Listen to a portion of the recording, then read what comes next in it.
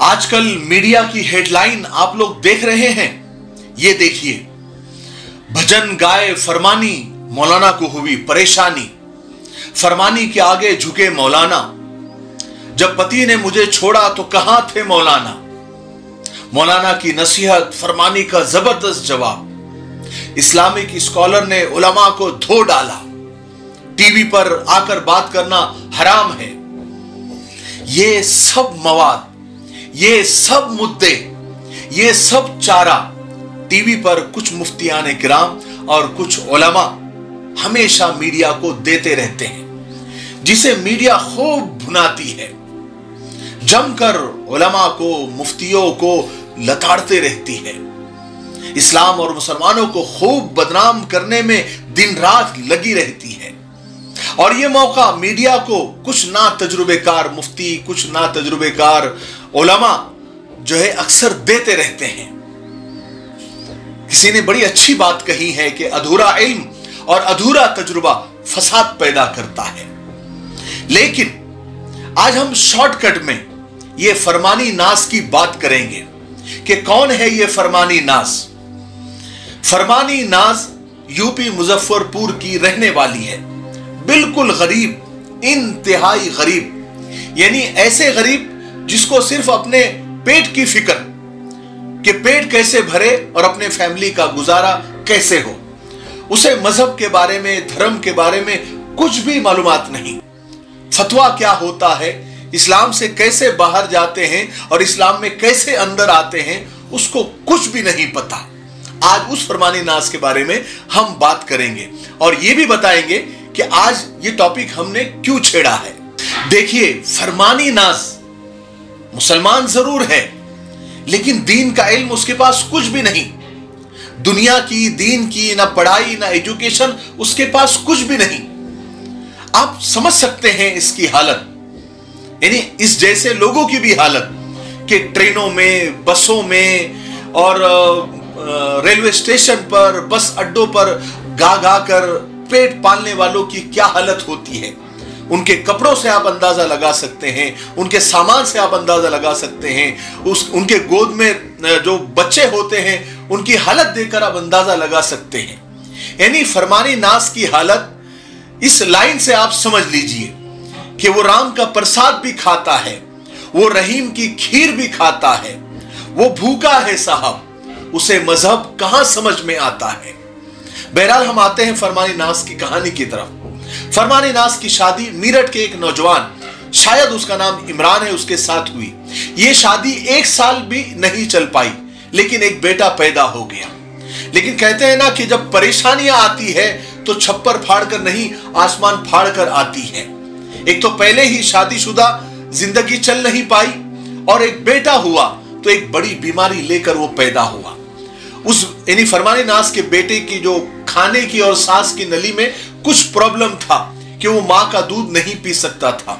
Operation के लिए doctors ने उसे लाखों रुपए का खर्चा बताया, जो फरमानी नाज के पास नहीं था।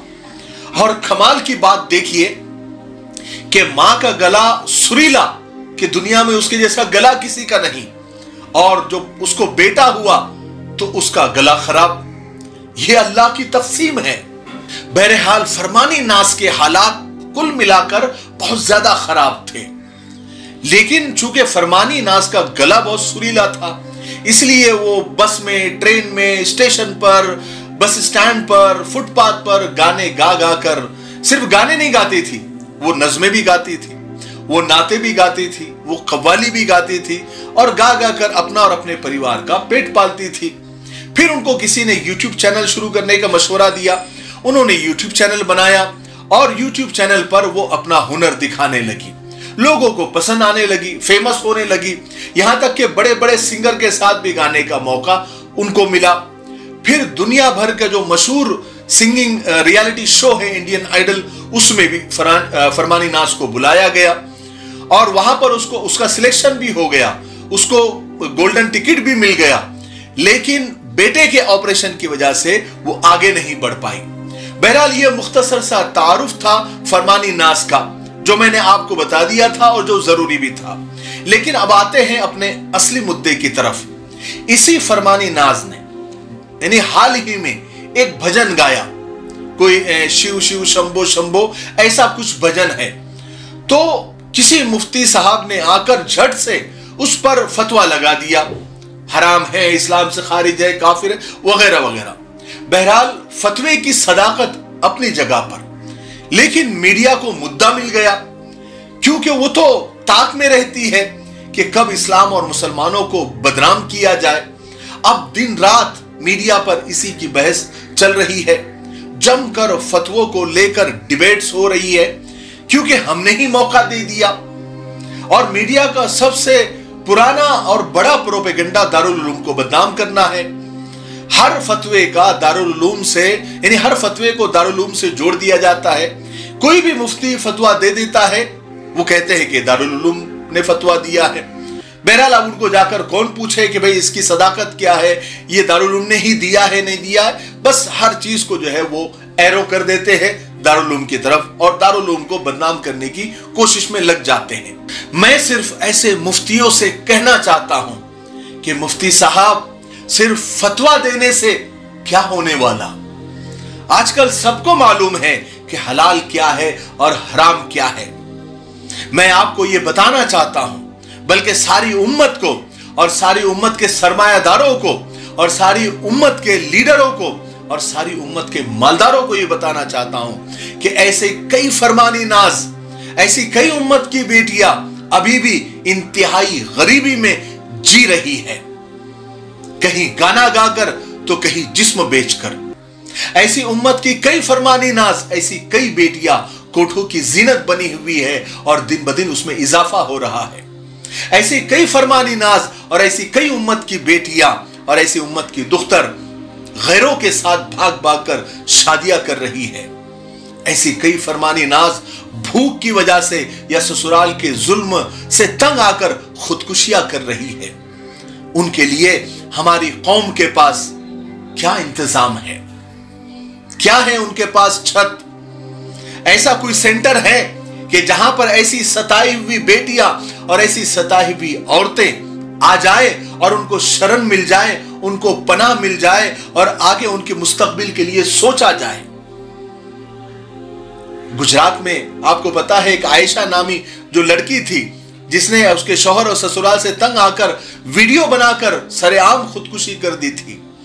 इस पर भी फरमानी नाज ने एक वीडियो बनाया था और कहा था कि मेरी खुद की हालत आयशा की तरह हो गई थी, मेरा कोई साथ नहीं दे रहा था, भूख की शिद्दत, बेटी की बीमारी से और मेरी अपनी परेशानी से मैं जिंदगी से तंग आ गई थी, लेकिन मैंने खुदकुशी करने के बजाय जिंदगी से लड़ने का फैसला किया।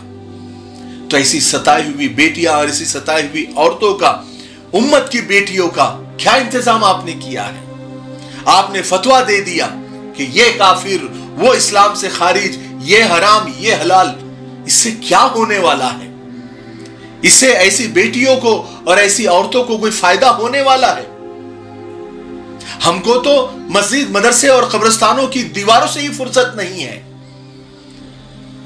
गैरों की इधर देखो, दूसरी कौमों के पास देखो, बड़े बड़े आश्रम बने हुए हैं कि जहां भी ऐसी औरतें हैं जो अपने ससुराल से तंग है, शौहरों से तंग है, या फिर दुनिया से तंग है, भूख से परेशान है, या कोई और बीमारी से परेशान है, तो उनके लिए बड़े बड़े आश्रम, बड़े बड़े हॉस्पिटल बनाए गए हैं जहां पर जाकर वो आसरा ले लेती है।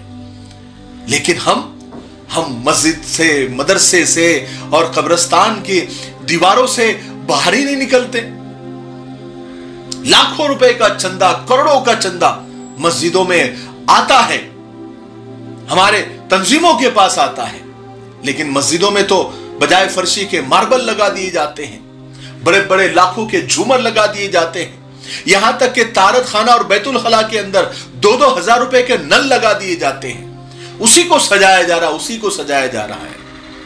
पहले जमाने में मस्जिद का मतलब यह होता था कि उससे पूरे महल्ले को फायदा होता था, वहां बेवाओं को राशन भी मिलता था, परेशान हालों की मदद भी की जाती थी। उस महल्ले के सारे मसले, चाहे वहां पर मुसलमान रहते हो या गैर मुसलमान रहते हो या किसी भी मजहब के लोग रहते हो, उस महल्ले की मस्जिद के इहाते में जितने भी घर आते हैं, उनकी परेशानी मस्जिद की परेशानी थी, मस्जिद वालों की परेशानी थी। अल्लाह का घर उसे कहा जाता था एक तरह से, और वाकई में वो अल्लाह का घर था। ऐसे ताला नहीं लगा दिया जाता था, बल्कि वो अल्लाह का घर 24 घंटे खुला रहता था। हर परेशान हाल की जो भी परेशानी है वहां पर उसकी दादरसी की जाती थी, उसकी मदद की जाती थी। फरमानी नाज ने मेन स्ट्रीम मीडिया यानी टीवी पर बैठकर मुफ्ती साहब को जवाब दिया कि मेरे पति, मेरे हस्बैंड, मेरे शौहर ने जब मुझे छोड़ दिया था बेयारो मददगार, मेरे ससुराल वालों ने मुझे तंग किया था, मेरे बच्चे के ऑपरेशन के लिए पैसे नहीं थे, खाने के लिए पैसे नहीं थे, तब आप कहां थे? ये फतवा देने वाले कहां थे? बात तो सही है, बात तो सही की, हालांकि दिल पे लगी, कड़वी लगी, आपको भी लगेंगी, लेकिन हमें क्या करें? हमें सिर्फ फतवा देने आते हैं, सहारा देना नहीं आता, दिलासा देने नहीं आता, सर पर हाथ रखना नहीं आता, ऐसी बेटियों का, ऐसी बहुओं का और ऐसी बेवाओं का इंतजाम करना नहीं आता, ऐसी मुतल्लकाओं का इंतजाम करना नहीं आता। खैर छोड़िए सब बातें, बोलने को बहुत सारी बातें हैं, लेकिन मैं आखिर में बड़े इन्हीं दर्द के साथ हाथ जोड़कर उम्मत के मालदारों से, सरमायादारों से और लीडरों से यह कहना चाहता हूं कि उम्मत की सताई हुई बेटियों का कोई इंतजाम करें। हर धर्म वालों ने अपने धर्म की सताई हुई मुतल्लका, बेवा और परेशान बेटियों के लिए बड़े बड़े आश्रम बनाए, बड़े बड़े हॉस्पिटल बनाए, बड़े बड़े स्कूल और कॉलेज बनाए हैं। और एक हम है कि कब्रिस्तान, मदरसा, मस्जिद और उसकी दीवारों से बाहर ही नहीं निकलते। इस बात को जरा सोचें। वीडियो काफी लंबा हो जाएगा, इसलिए मैं यहीं पर खत्म करता हूं। बस आपको एक सोच देकर मैं अपनी बात को खत्म करता हूं। मुझे उम्मीद है कि आपको आज की बात समझ आ गई होगी और आपको कुछ सीखने को मिला होगा और आप मोटिवेट हुए होंगे।